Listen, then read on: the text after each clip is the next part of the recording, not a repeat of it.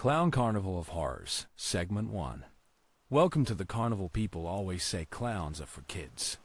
People lie. Houston in October sweats like a secret. The fair moved in at dawn, uncoiling tents and steel like a snake setting up a sermon. By noon, the Bayou City skyline wore a paper crown of Ferris wheels and food banners, and by evening the air tasted like diesel and powdered sugar. I came because somebody mailed me a survivor scholarship voucher with my name spelled right, and because my best friend Ty Reeves texted, "Don't go alone. Meet by the livestock gate, 710. We're in quiet." I wore my dad's old Astros cap, and the kind of smile that tells cops you've got nothing in your pockets but lint. I'm 16, skinny, and fast. People don't notice you unless you make them. That used to be my superpower. Lately it felt more like a dare. The clown rodeo tent crouched at the far end of the midway, past the fried everything cathedral and the neon prayer wheels. The canvas was striped white and blood red, the kind of red you can't buy at a party store. Over the entrance, a painted sign grinned with teeth too many for a human mouth. "Welcome, family." A floodlight washed the doorway with a warm, mean glow. Ty appeared like a bruise-faded but not healed.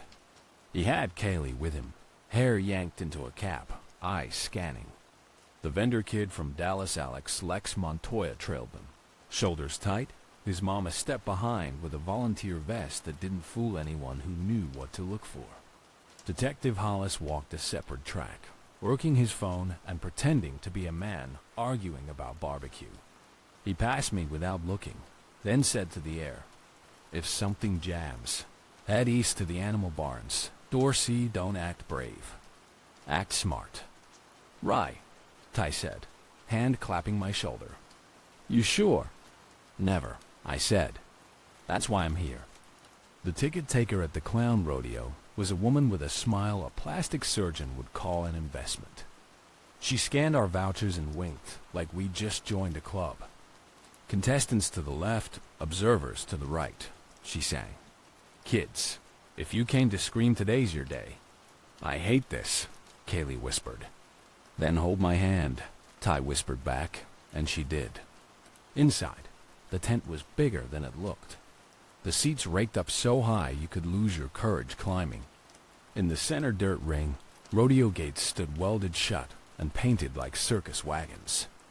A clown on stilts clomped past, head listing, makeup smeared like he'd done it in a moving car. He carried a lariat dyed safety orange and a chainsaw with the teeth removed, or maybe not removed. The smell said the blade had met pine or bone. We took seats mid-row. Families filled in. Church groups found their aisles. Beer stumbled up the steps. A brass band struck a tune that started out happy and got lost halfway through. Spotlights roved and found the announcer on a platform, a tall young man in a black western suit, hair like a politician's son, smile like a catalog. Microphone in hand. "Josiah Joe Blackwood. Houston," he boomed. The crowd cheered like their hands were paid per clap. "Welcome back, family." My throat went tight. I knew that face from the news grandson or nephew or whatever of Josiah Blackwood the elder. The old man hid behind boardrooms. This one came to play.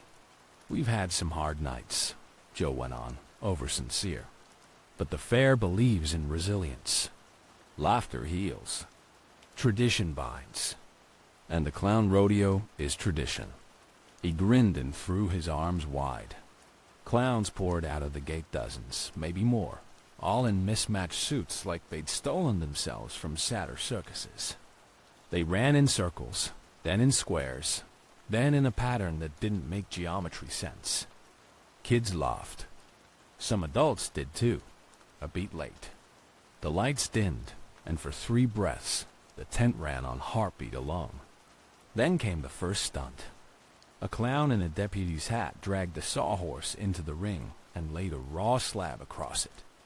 Another revved a chainsaw. The sound came up through the dirt into the seats, into my legs.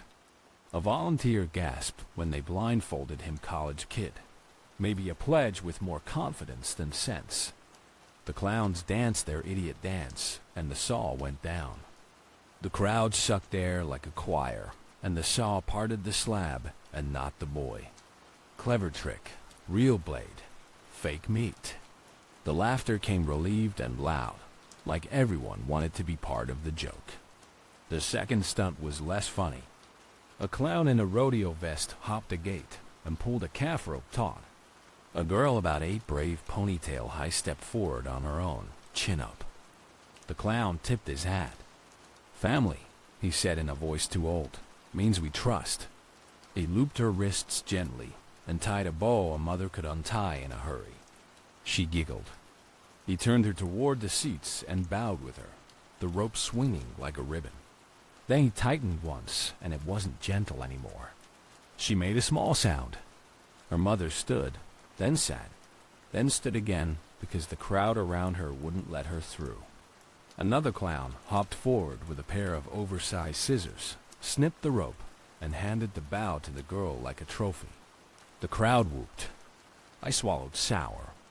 "Tradition," Joe said, laughing into the mic. "Nothing to fear." I was about to call it text Hollis. Get out when the house lights snapped to white and the ring went dark. A single follow spot locked on the entry tunnel at arena level. Joe's voice warmed. "And now for our family game." He pointed up to us. The spot skittered from face to face like a cat chasing a laser pointer. People played along, covering their faces, peeking between fingers. The light found Ty. My stomach dropped. "Volunteer." Joe sang. "Young man, come on down." Ty stood before I could yank him back. He didn't look at me. He looked at Kaylee. She shook her head a millimeter. He went anyway. I reached for his elbow and missed by a centimeter. The crowd parted, applauding like they'd planned this in a group text. Ty dropped to the aisle, jaw tight, rib brace hidden under his shirt. He walked like a man going to the stage or an execution. Maybe both. "2 more," Joe said, because devils never ask just once. The light swung again. It tagged Lex. He flinched back and the beam slid on. It landed on me. "Yeah, no," I said, already moving. But Kaylee's hand hit my wrist hard. She leaned in and hissed, "If you don't go with him, they'll take him along." I stood. My legs felt borrowed. The crowd did its parted sea trick. Lex popped up on my other side with a face that said he wanted to be brave before he learned how. His mom started to stand, and he shook his head once fierce. "I'll be fine," he mouthed. We met Ty at the ring gate. Joe leaned over the rail to shake our hands like we'd won a scholarship. Up close, he smelled like cedar and winter air. His eyes had the same frostbite I'd seen in the Blackwood portrait. "Names?" he asked into the mic. "Rye," I said. "Ty," Ty said. "Lex," Lex said. "A trio." Joe beamed. "Give it up for our brave friends." The applause grated. Joe's smile cooled. He glanced toward the tunnel. Something shifted in the shadow boots, gloved hands, a pale rubber grin. Clowns closed the gate behind us. The world went small and loud. Dirt under boots, engine growl somewhere, breathing amplified by Mike's hidden God knows where. Joe's voice dropped for us alone. "House rules," he said. "You run the clown maze. Touch the bell at the end. You win something you didn't know you needed. Don't touch the bell." He tipped his head like he'd heard a joke far away. "You still win something. Just different. What's the prize?" Ty asked. "A job," Joe said pleasantly. "Family always hires." He turned to the stand, smile back on. 3 boys. 3 bells. 3 laughs. Gates clanged. Floodlights hid the dirt. The maze unfolded corridor walls on rolling casters, painted with grins and handprints and pretense. Clowns took their marks at junctions, holding props that were props until they weren't. Rubber chickens with blades inside. Juggling pins weighted heavy, squirting flowers that stank of ammonia. A bell rang somewhere inside. "Go," Joe said. Ty went first, right shoulder forward, like he decided every hallway is a fight. Lex slid left, low, and quick. I went straight into noise. The first turn took me into darkness. A horn went off beside my ear. I pivoted and the clown's face was there, the makeup cracking at the corners of his mouth where skin stayed skin. He sprayed water at my eyes from the flower. It burned like a dare. I swung on instinct, caught his wrist, twisted. The squirter fell and spit on the dirt. He hissed and laughed at the same time, sound tinny through a voice changer hidden in his collar. I ran. Behind me the crowd roared without words. Second junction. 2 clowns in my path, linked arm in arm, swaying like drunks who knew exactly what they were doing. I feinted left, stomped one's foot, rolled through the gap as they tripped themselves in a way that wasn't clumsy at all. A hand grabbed my cap, and I let it go. Men in the chorus Ty's dad taught me say you leave things you can live without. I slammed into a mirror maze. My face multiplied into a boy I didn't trust. Lights strobed. In the reflections, clowns appeared and disappeared like a disease. One stepped out of glass like an uncle at Thanksgiving. He held a chainsaw. It didn't sound like a prop. He revved once and touched the blade to the mirror beside my head. The glass shivered open, spiderwebbed. He smiled. The teeth looked painted until he grinned wider, and the paint didn't move. "Family discount," he whispered. "First cut's free." I kicked the mirror into him and ran through the glittering snow of broken cells. Somewhere to my right, a bell rang bright. "Hi, Ty." The crowd cheered ragged like someone had bought them a second beer. A horn blared at my back. Lex shouted, "Left," and I changed course without thinking. A clown lunged from the shadow, and his rubber chicken flashed silver at belly height. The blade nicked my shirt. I felt cold before I felt wet. I dropped, slid, kicked his knee, heard something pop. He folded with a cuss word that didn't belong in a clown mouth. "Right." Ty's voice close now, above the maze walls. "Up." I looked up. Above the corridors, a narrow catwalk crossed from lighting truss to truss. Ty had climbed the lattice like a madman. He reached down. I jumped. He gripped my wrist and the skin there lit with fire. My shoulders screamed. He hauled me enough from my boot to find a brace. I scrambled up beside him, heart slamming. "Val?" I panted. "Hit it," he said, chin jerking toward the far end. A brass bell hung from a beam, gleamed dull like it had seen too much spit. We ran along the catwalk. Below, clowns swarmed like ants discovering sugar. One climbed after us, hooks on his belt, grin wide and wet. The chain at his waist clinked in a rhythm that didn't suit clowns or men. "Where's Lex?" I gasped. "Here." Lex popped up from a platform below, fingers bleeding from the climb. He grinned a grin I believed in. "Go." We hit the far end. Ty grabbed the bell rope. A spotlight found us and froze us in a white circle. The tent hushed. Joe's voice warmed. "3 boys," he said into the hush. "1 bell." Ty looked at me and Lex, then pulled. The bell rang, clear and stubborn. Relief moved through the tent like a breeze that remembered kindness. Then the catwalk sank. A half-inch with a sound like a bolt deciding to give up being a bolt. A clown below pulled a lever that didn't belong at a rodeo. The rope in Ty's hand went slack. Lights went out. For a breath, I saw our reflections in 100 dark surfaces. Boy, boy, boy. When the lights slapped back on, Joe Blackwood stood. On the platform across from us, not out of breath, not sweating, a grin on his face that didn't extend into his eyes. "Congratulations," he said. "You've been brave." He raised his free hand. In it, a length of red ribbon gleamed. He flicked his wrist. The ribbon straightened into wire. "Family test," he said, voice gentle. "Who bleeds for who?" Two clowns grabbed Lex's arms from behind. Another caught my ankle through the grating and squeezed until lightning went up my shin. The wire sang as Joe stepped forward, so close now I could see the faint brand burned into his wrist. A circled star with 3 bars. Ty shifted, putting his body between us and the wire. "Take me," he said, steady. Joe's smile softened like he liked him. "We always do," he said. He lifted the wire. That's when the whole tent shook with a thunder that wasn't on the schedule. The back wall blew inward, canvas flapping like a dying thing. Floodlights speared the dust. Rangers stormed in Hollis at the front, voice big. "Hands, now."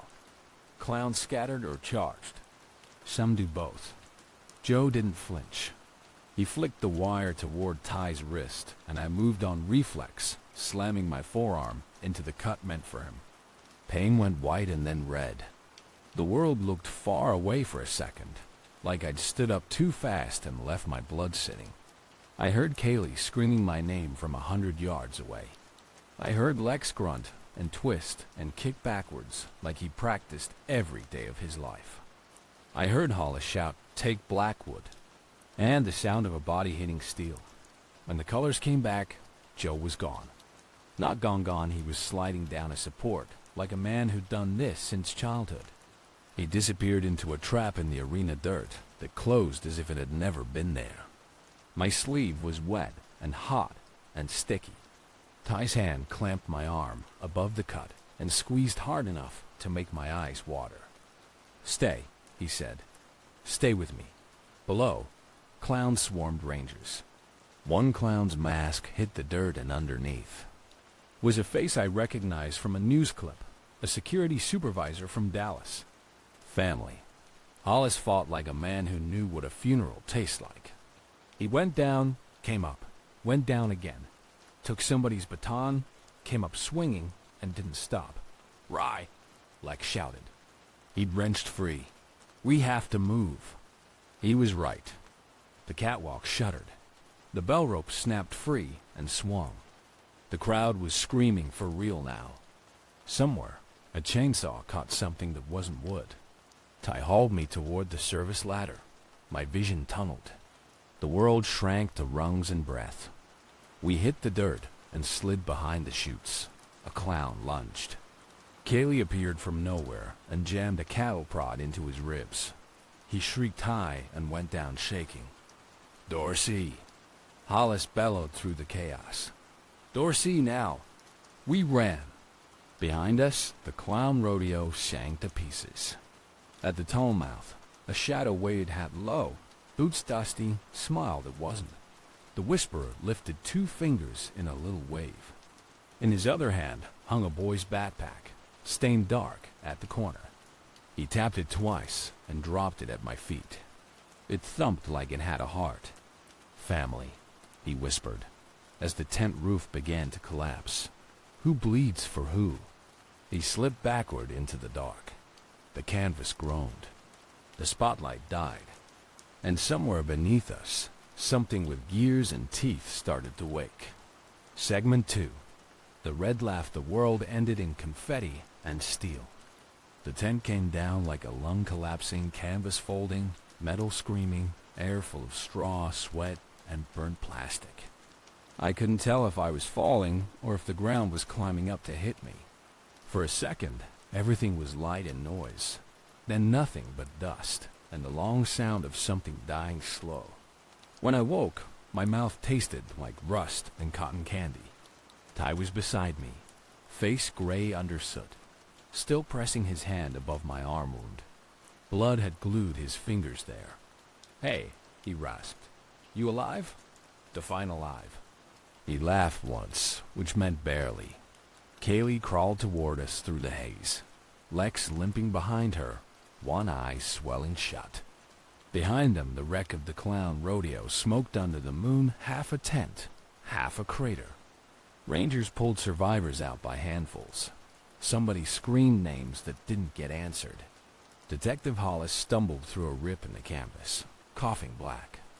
"Everyone up," he said. "Blackwood's under us." "He used the maintenance shaft. Then we go after him," Ty said. Hollis looked me over. "You can't even lift that arm." "I can run," I said. "And you'll need a flashlight." He tossed me one. "Then keep close, and keep your mouth shut." Down the throat, the shaft sat behind what used to be the Rodeo's mechanical bullpen, now a hole with a ladder bolted to concrete. Hollis went first, and Ty, then me, Kaylee, and Lex.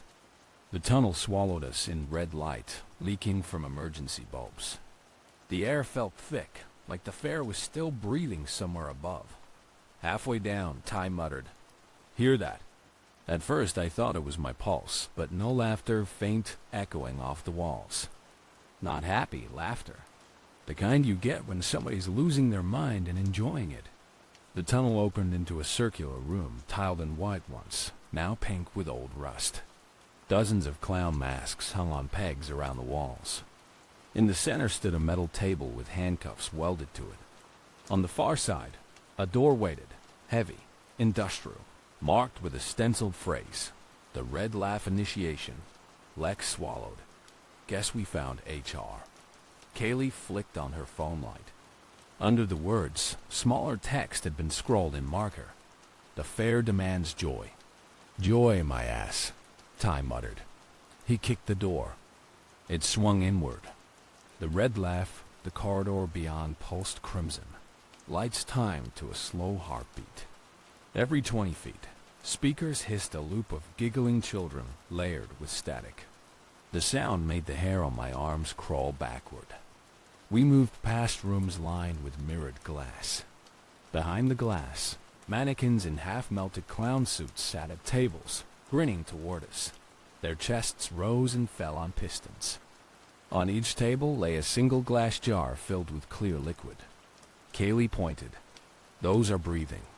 "No," Hollis said quietly. "They're feeding. Air bubbles oxygen mix keeps the tissue alive." One jar held a face just the skin, pressed flat against the glass, like someone trying to get out. I stopped looking after that.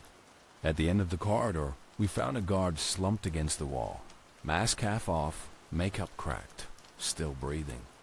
Hollis knelt, checked his pulse, cuffed him to a pipe. "Wake up, sunshine." He slapped the man's cheek. The guard blinked, groaned. "You shouldn't be here," he rasped. "No kidding." Hollis leaned in. "Where's Blackwood?" The guard's pupils rolled like dice. "He's gone below." "Prepping the laugh." "What's that? Another tent?" He shook his head. "It's the procession. One night every decade. The family proves loyalty. Blood for blood." He smiled with cracked teeth. "We paint the town happy." Hollis's jaw tightened. "You sound proud." "It's a good show." Kaylee crouched beside him. "Those jars upstairs, kids. Women, you call that a show?" He looked at her like she was slow. "They volunteered." "Everyone volunteers. The fair demands joy." He said it the way a priest says amen. Hollis hit him once, hard enough to drop him unconscious. "Joy's canceled," he said. "Move." The procession, the next chamber opened wide enough to fit a marching band, and that's exactly what filled it. Speakers blared carnival music slowed to half speed. Along the floor, painted footprints in blood red led in a spiral toward a dais of stacked wooden crates. On top, floodlight bright, stood Joe Blackwood. He'd lost the suit jacket, sleeves rolled, wire whip still in hand. "Welcome back," he said, voice echoing. "You made good time." Hollis raised his gun. "Hands up." Joe didn't move. "Detective, you've been chasing ghosts. You burn one tent, we build 3 more. My grandfather said once, you can't kill what people love, and everyone loves a fair." "Not this one," Hollis said, firing a warning shot that punched wood an inch from Joe's foot. "Where's your old man?" Joe smiled. "Busy being immortal." He whistled once. Clowns emerged from side tunnels. 20, 30, more, some masked, some barefaced, all armed with whatever wasn't nailed down. Chains, knives, hooks, even balloon pumps honed to a point. Hollis swore. Back form a line. I shouldered up beside him with a length of pipe. Lex grabbed a drop baton. Kaylee slid me her spare knife. The air smelled like sweat and grease paint. Joe lifted his wire. The red laugh begins. The clowns charged. The fight under the fair. The room turned into chaos. I swung first, dropping one clown with a crunch that sounded like stepping on fruit. Hollis fired twice. 2 more went down. I ducked a chain, jabbed upward, felt blade meet fabric, and something softer. I didn't stop to see who. Lex moved like a street catlow, fast, mean. He cracked his baton across a clown's shin, grabbed the fallen hook, and didn't miss the next swing. Kaylee jammed her knife into another's arm and kicked him away. Through it all, Joe watched from the dais, laughing softly, like he was proud of his children. "Detective!" I shouted. "Behind!" Hollis turned as a clown tackled him from a side vent. They went down, wrestling. The gun skittered across the floor to my feet. I kicked it toward Kaylee. She caught, aimed, fired. The clown stiffened and dropped. Hollis rolled clear, blood at his temple, but still breathing. Joe clapped once, slow. Beautiful chaos. Just like Grandpa's day. "Come down and see it up close," Ty yelled. Joe smiled. Gladly. He jumped, literally jumped from the dais, landing in a crouch that should have shattered knees. It didn't. His pupils burned silver for an instant, too bright for human. Lex whispered, "What the hell is he?" Joe straightened. "Perfected." He flicked the wire. The end sparked crimson. He lashed. It sliced a steel bar clean. Father wanted immortality. I built it from fear. He struck again. Hollis barely ducked, the whip carving a scar in the wall. Sparks rained. I threw myself sideways, pain flaring in my stitched arm. I grabbed a jar off a shelf and hurled it. It shattered against Joe's shoulder. Liquid sprayed, glowing faint blue. Joe laughed. "Thank you. That's our serum." His veins lit like lightning under skin. He blurred 1 second there. Next behind Ty, arm around his neck, wire poised. "Stop," I shouted. "You want blood, take mine." Joe's grin widened. "Already did." He snapped the wire down and screamed. The glow under his skin flared too bright. The serum hissed where it touched air, turning black. Hollis fired point blank. The bullet caught Joe's shoulder, spinning him into the crates. The whip hit the floor, still twitching like it wanted another chance. Joe staggered, eyes wild. "You can't stop a tradition," he gasped. "The fair moves. The fair lives." He stumbled backward through a hatch behind the crates and slammed it shut. A siren began to howl, deeper than alarms, more like something mechanical waking up. Hollis grabbed Kaylee's arm. "Out, now." We ran for the nearest tunnel as red lights strobed faster. Behind us, gears ground.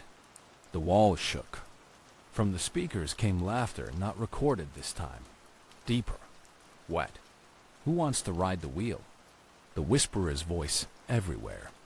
The lift we found a freight lift at the tunnel's end. Gate half open. Lex hit the button. Nothing.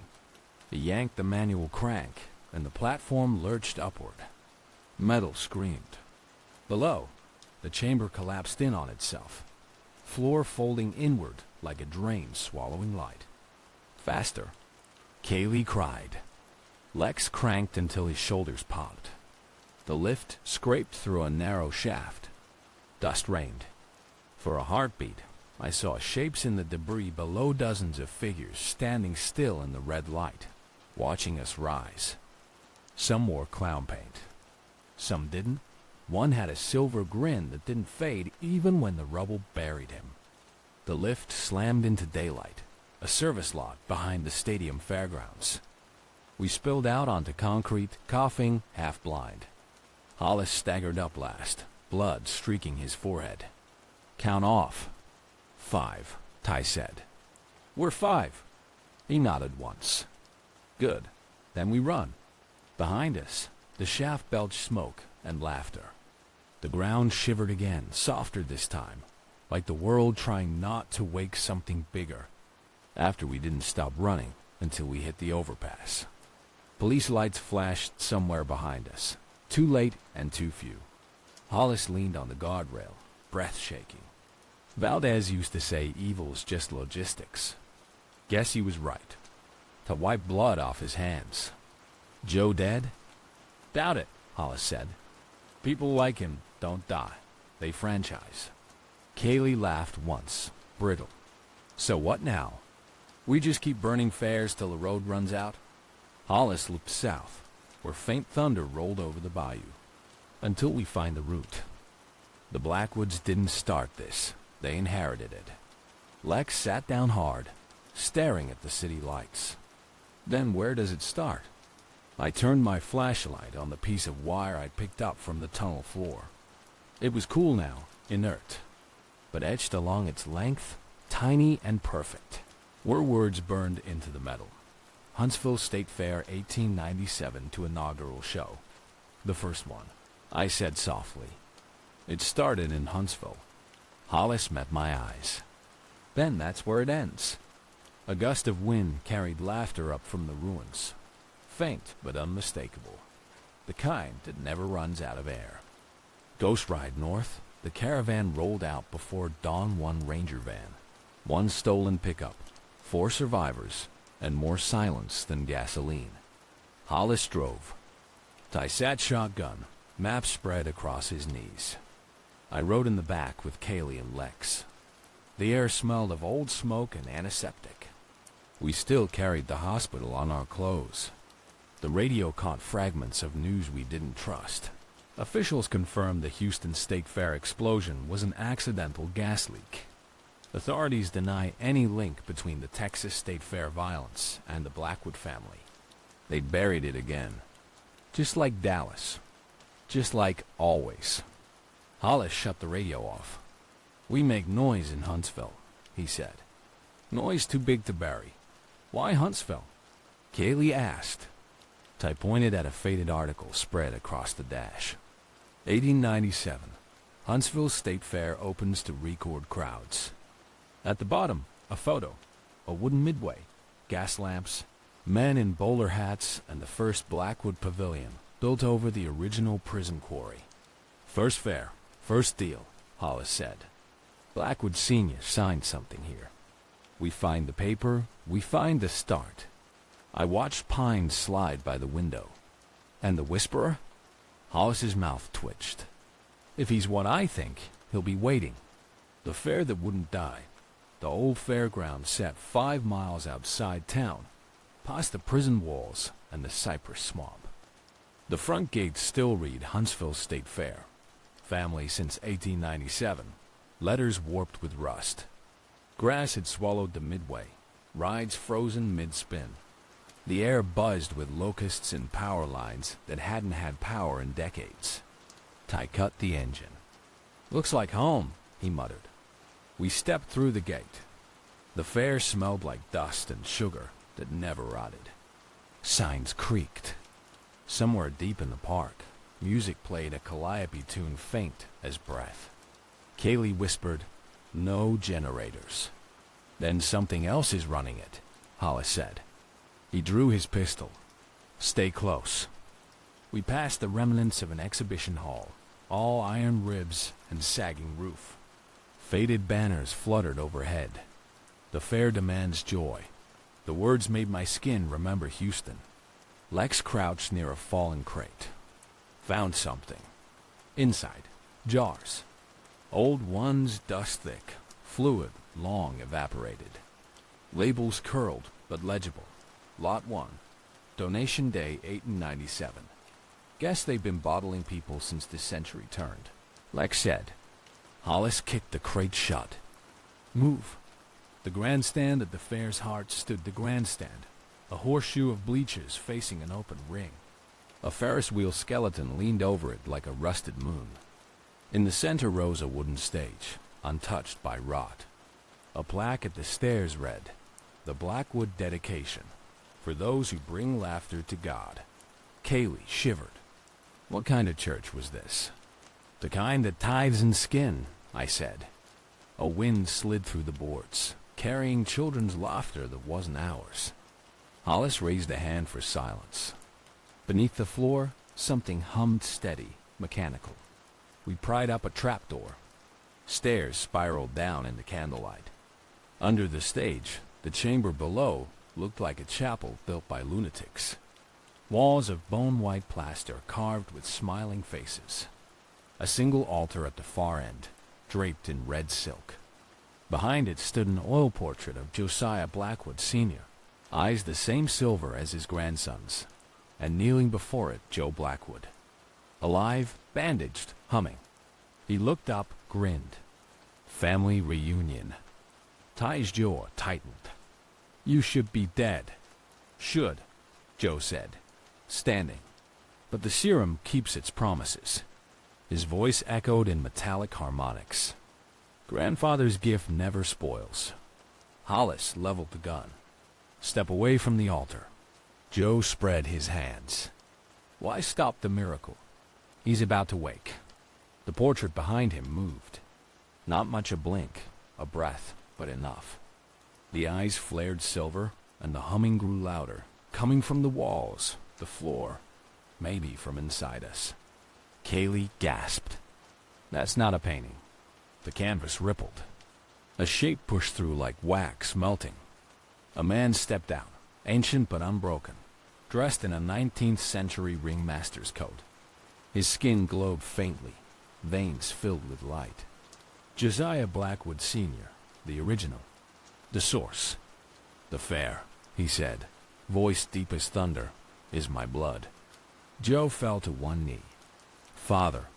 "Grandfather," Hollis corrected, cocking the gun. "Whatever he is, he's coming with us." Blackwood Sr. smiled, teeth perfect and wrong. "You think bullets stop joy?" He raised a hand. The air shimmered. Jars around the room trembled, lids spinning off. Mist poured out, thick and sweet. Faces formed in it, children, workers, victims grinning too wide. The laughter started low and climbed until the candles guttered. Lex backed up. "We're not going to win this with hardware." "Then break the power," Hollis said. "Find its heart." The mist swirled toward the altar, toward a metal cylinder wired into the floor, pulsing like a heartbeat. Old brass plates read Huntsville Generator 1897. The serum pump, Lex realized. "It's feeding him." Ty grabbed a crowbar from the tool bench. "Then we starve him." He swung. Sparks flew. The hum pitched higher. Blackwood Sr. roared not human, more storm than voice. Jars shattered. Mist turned to shrieks. I lunged to help, but Joe slammed me against the wall. His eyes burned silver. His breath smelled like ozone. "Don't ruin history, boy." I drove my knee up into his gut. He barely noticed. His fingers closed around my throat. Then Kaylee was there, knife flashing. She jammed it into his side. He howled, twisting, knocking her away. But it broke his focus long enough for me to grab Hollis's dropped pistol. I fired twice into the generator. The brass split. Liquid light erupted, splashing across Joe's chest and the floor. The whole room screamed voices from the mist, from the walls, from the portrait. Blackwood Sr.'s form flickered, color bleeding out. "You can't kill Joy," he rasped again. But the words warped, dragging into static. Ty jammed the crowbar into the main pipe and wrenched. The heartbeat stopped. The mist collapsed into silence. When the light cleared, Joe lay still beside the altar, eyes open and empty. The portrait was just paint again cracked, harmless. For the first time in hours, I heard Norm air. Ashen morning, we climbed out just as dawn burned through the trees. The fair looked smaller now, deflated. Hollis radioed for backup that wouldn't understand half of what he said. Kaylee wrapped my arm again. I helped Lex up the hill. None of us spoke for a long time. Finally, Lex said, "It's over, right?" Hollis looked back at the ruins. "Over for here." But the Blackwoods had branches. This was just the route. He handed me the metal plaque we'd pried off the generator. "The fair demands joy, property of Blackwood Enterprises." "Keep it," he said. Proof. I turned it over. Etched beneath the rust were smaller letters. One's time had hidden. Fair. No. One. Project Whisperer. I looked up. "They built him here." Hollis nodded. "And if they built one," I finished it. "They built more." The wind carried the smell of burnt sugar. Somewhere behind us, the Ferris wheel groaned once, though no wind touched it. Epilogue. Family business that night we camped outside Huntsville. The stars looked clean for the first time in months. Hollis sat by the fire, flipping through a folder of recovered documents. "This ledger says the next registered fair site was Louisiana, 1907. If even half these names are real, this thing went national." Kaylee stared into the flames. "We can't chase every carnival in America." "Then we don't," Hollis said. "We find whoever's still paying for them." I tossed a twig into the fire. "What if they already know we're coming?" "Then we stop asking permission," I said. Lex smiled, small and tired. "The fair demands joy," he said. "Fine. Let's give it something to scream about." Above us, the trees creaked. Far off, in the direction of Dallas, a low calliope note drifted through the dark. Just one, like a reminder that laughter travels faster than light. We listened until it faded.